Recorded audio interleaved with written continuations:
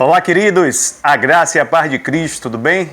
É muito fácil olharmos a vida dos outros e julgarmos as pessoas que estão ao nosso redor. Difícil mesmo é olhar para dentro de si e identificar aquilo que precisa ser mudado na minha vida e na sua vida. Se desejamos ser pessoas melhores a cada dia e cada vez mais, precisamos fazer essa autorreflexão. Se você deseja, se eu desejo que Deus transforme a minha vida e transforme a sua vida, é preciso olhar para dentro de si. E é sobre isso que eu quero conversar com vocês hoje, à luz da Palavra de Deus. E o nosso ponto de partida está lá em 2 Samuel, no seu capítulo 12, a partir do versículo 1. Escute com muita atenção o que diz a Palavra do Senhor. O Senhor enviou Natã a Davi.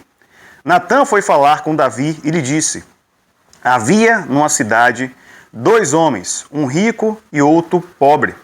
O rico tinha ovelhas e gado em grande número, mas o pobre não tinha coisa nenhuma, a não ser uma cordeirinha que havia comprado. Ele a criou, e ela cresceu em sua casa, junto com seus filhos.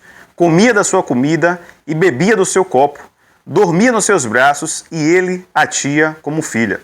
Certo dia chegou um viajante à casa do homem rico, e este não quis pegar uma das suas ovelhas ou um dos seus bois para dar de comer ao visitante que havia chegado.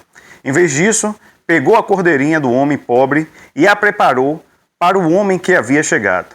Então o furor de Davi se acendeu contra aquele homem, e ele disse a Natã: tão certo como vive o Senhor, o homem que fez isso deve ser morto. E pela cordeirinha restituirá 4 vezes, porque fez uma coisa dessas e porque não se compadeceu. Então Natã disse a Davi: esse homem é você. Que história fantástica. E aqui ele está falando do rei Davi, um dos reis mais amados, né, que Israel já teve, aquele, né, que derrotou Golias e que depois de Saul se tornou o rei de Israel.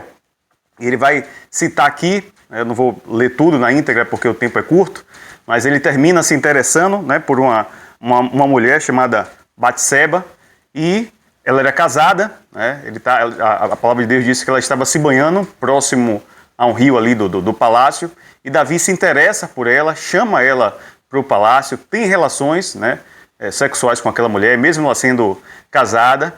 Logo em seguida, ela descobre uma gravidez, informa isso ao rei Davi, e ele, de forma astuta, pega então, né, Urias, coloca Urias ali na frente de batalha para ser morto, e isso, né, acontece. Em seguida, ele toma, né, Batseba, agora viúva, e casa-se com ela. Então, aos olhos ali das pessoas, ninguém saberia do que estava acontecendo, a não ser o próprio Davi e a própria Batseba. Mas, queridos, tudo que nós fazemos, nada fica encoberto diante de Deus. E Deus, então, né, aciona ali o profeta Natã e manda contar, né, essa situação ao rei Davi.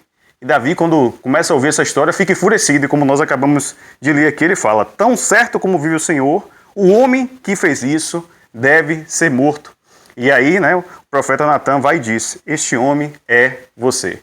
Então vejam como é fácil para Davi olhar o erro alheio, apontar e condenar até a morte, como ele fez. Difícil mesmo é olhar para si, identificar aquilo que precisa ser mudado em nossas vidas, tá bom? E tudo que a gente faz, né, por mais até que a gente depois se arrependa, existem as consequências daquela atitude. E olha qual foi a consequência, né, de Davi mediante esse erro. Lá no versículo 9 diz assim: porque você então desprezou a palavra do Senhor, fazendo o que era mal aos olhos dele? Com a espada você matou Urias, o heteu. Você tomou por esposa a mulher dele, depois de o matar com a espada dos filhos de Amon.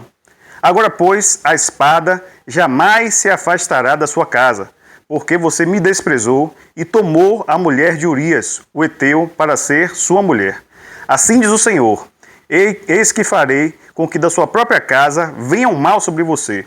Tomarei as suas mulheres à sua própria vista e as darei a outro homem, que se deitará com elas em plena luz do dia. E olha que coisa forte.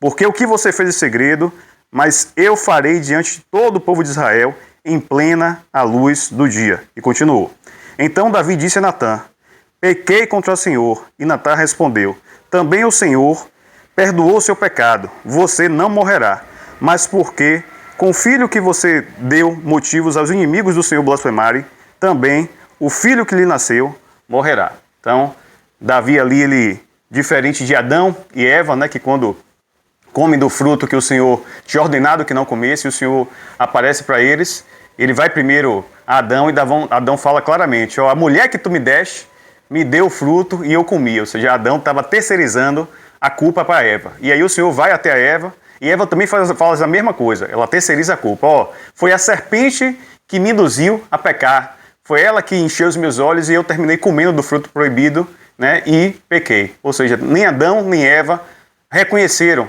né, a sua parcela de culpa, o que eles fizeram ali, né, contra o Senhor. Então, pelo menos diferente deles, o próprio Davi, aqui no versículo 13, diz, então, disse Davi a Natã, pequei contra o Senhor. Então, Davi olhou para si e reconheceu o seu pecado. E é isso, meu querido e minha querida, que nós precisamos fazer também. Eu e você falhamos, eu e você temos coisas para ser tratadas, ser lapidadas pelo Senhor, e precisamos ter, né, essa autenticidade diante de Deus, precisamos ter essa humildade, olhar para dentro de si, deixar a vida alheia e reconhecer aquilo que precisa ser tratado na minha vida e na sua vida. E ainda sobre isso, sobre o risco de a gente ficar julgando e condenando as pessoas, eu quero partilhar com vocês um texto que está lá registrado em Mateus, no seu capítulo 7, a partir do versículo 1. E quem ordena isso aqui é o próprio Jesus. Olha que coisa interessante ele diz. Não julguem para que vocês não sejam julgados, pois com o critério que vocês julgarem, vocês serão julgados. E com a medida com que vocês estiverem medindo, vocês serão medidos. Porque você vê o cisco no olho do seu irmão, mas não repara na trave que está no seu próprio olho. Ou como você dirá a seu irmão, deixe que eu tire o cisco do seu olho, quando você tem uma trave no seu próprio olho. E olha aqui que passagem dura da palavra de Deus para a minha vida e para a sua vida. Hipócrita, tire primeiro a trave do seu olho, e então você verá claramente para tirar o cisco do olho do seu irmão. Então, que palavra aqui forte da palavra de Deus, né? Muitas vezes é muito fácil, muito convidativo, olhar o comportamento alheio, olhar a atitude do outro e julgar e condenar já a pessoa. E difícil mesmo é olhar para dentro de nós e identificar aquilo que precisa ser trabalhado e lapidado por Deus. E é esse o nosso desafio, querido. É isso que Deus deseja que eu e você venhamos a fazer. Que nós venhamos a focar em nós mesmos e deixar o outro, deixa a vida do outro, tá bom? Olhe para si, foque para si, né? Porque é o caminho para que a gente possa ser lapidado e trabalhado pela palavra de Deus, tá bom? Dando continuidade ainda sobre essa reflexão de olhar para si mesmo, de termos humildade, de confessar os nossos erros, eu quero ler com vocês uma palavra que está em Provérbios, no capítulo 28, no versículo 13. Olha o que diz. Quem encobre as suas transgressões jamais prosperará. Quando eu falo aqui de prosperar, não é essa questão só financeira não, tá bom? Que às vezes a gente, quando ouve essa palavra, a gente associa só a questão financeira, não é isso. Ser próspero é tudo que você colocar a mão, Deus abençoar e você prosperar, avançar, tá bom? Então ele fala aqui, ó, quem encobre as suas transgressões jamais prosperará, mas os que confessa e abandona alcançará misericórdia. Ou seja, não basta só confessar, mas ter a atitude de abandonar aquela prática, tá bom? Então que isso também seja uma grande verdade na minha vida e na sua vida. Às vezes é fácil até confessar para Deus o erro que nós cometemos, mas mais difícil é deixar aquele hábito, né? Aquele vício, aquele comportamento que a gente já identificou que não é uma coisa boa, que precisa ser tratado na minha vida e na sua vida.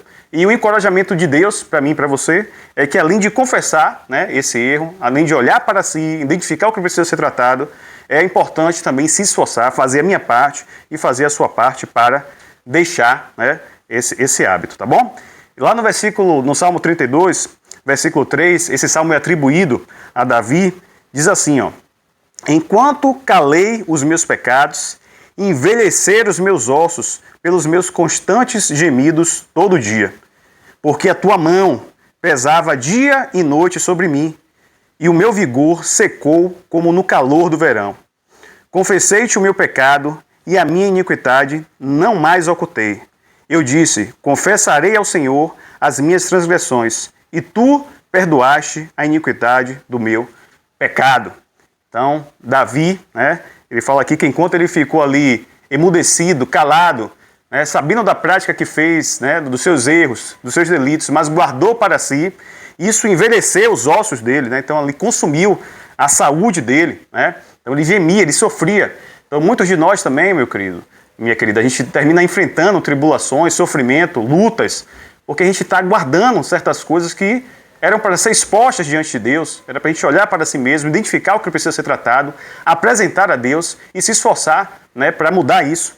E muitos de nós, às vezes, fica ali emudecido, guardando, né, aquilo que não presta dentro do meu coração e dentro, né, do seu coração. E se isso acontecer, se a gente não botar para fora aquilo que precisa ser tratado, a palavra de Deus diz que a mão de Deus pesava, né, sobre Davi dia e noite. E o vigor de Davi secou-se como no calor do verão. Então, que a gente possa ter essa atitude de confessar os nossos erros, os nossos pecados, os nossos delitos diante de Deus e diante dos outros, quando assim, né, pecamos contra o outro, tá certo? E aí, versículo 5, para fechar, ele vai dizer isso. Confessei-te o meu pecado e a minha iniquidade não mais ocultei. Eu disse, confessarei ao Senhor as minhas transgressões e tu perdoaste a iniquidade do meu pecado. Então que a gente possa ter esse coração aqui que Davi teve, tá bom? E para fechar o nosso bate-papo aqui, talvez muitos de vocês possam se perguntar, mas como isso é possível? Como é que eu vou olhar para mim, identificar aquilo que precisa ser tratado e daqui para frente me tornar uma nova pessoa, uma pessoa melhor? E aí o texto da palavra de Deus que nos orienta acerca disso está lá registrado em 2 Coríntios, no seu capítulo 5, no versículo 17. E diz assim, assim, se alguém está em Cristo, é nova criatura. As coisas antigas já passaram e eis que se fizeram novas todas as outras coisas.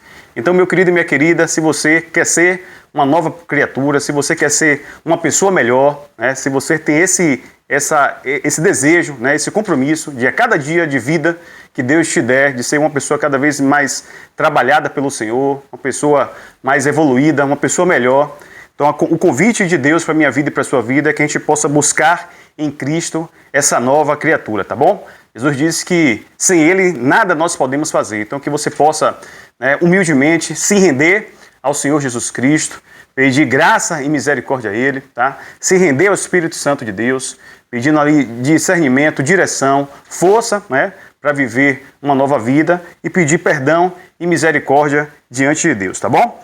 E se você assim fizer, né, não vai dizer que daqui para frente você jamais vai tropeçar, nem cair, nem pecar, porque infelizmente, enquanto a gente habitar nesse corpo carnal, todos os dias, infelizmente, vamos faltar para com Deus.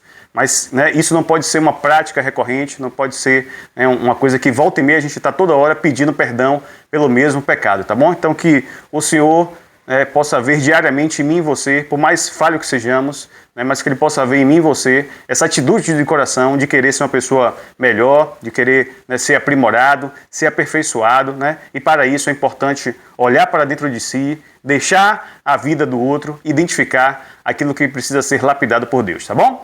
Então, se essa mensagem fez sentido para você, eu te convido a se inscrever, né, gratuitamente nesse canal, a compartilhar esse vídeo com outras pessoas para que a palavra de Deus alcance outros corações e vidas sejam transformadas. Muito obrigado pela sua atenção, que Deus te abençoe e te guarde, um forte abraço e até o nosso próximo encontro, se o Senhor assim permitir.